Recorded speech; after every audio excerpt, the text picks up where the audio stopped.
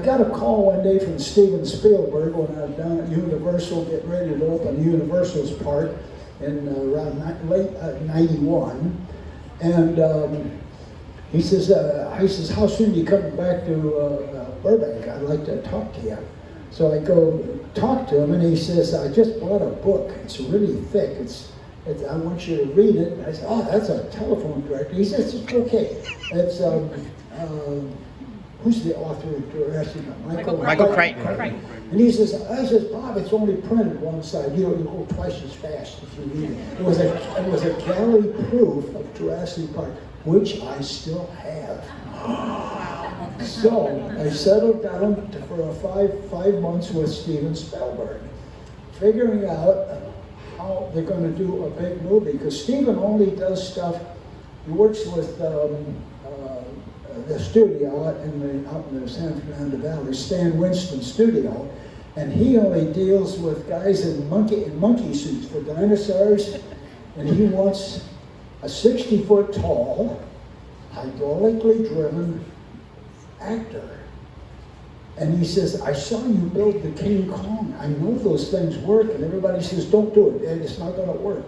And Steven says, I saw it work. And he says, can you come help me figure that thing out?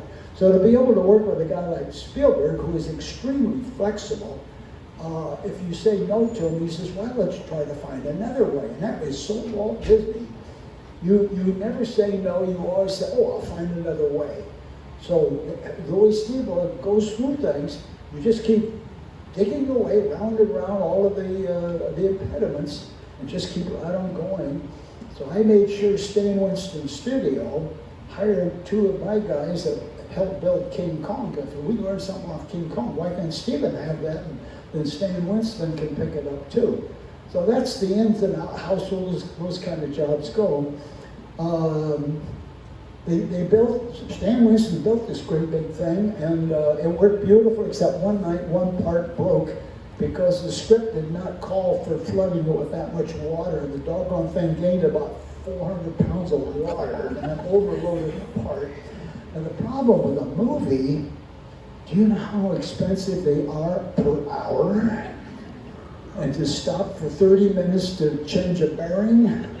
That's a lot of money. See, if in the theme park it can break and it can take weeks to fix it. On a movie, you don't do that.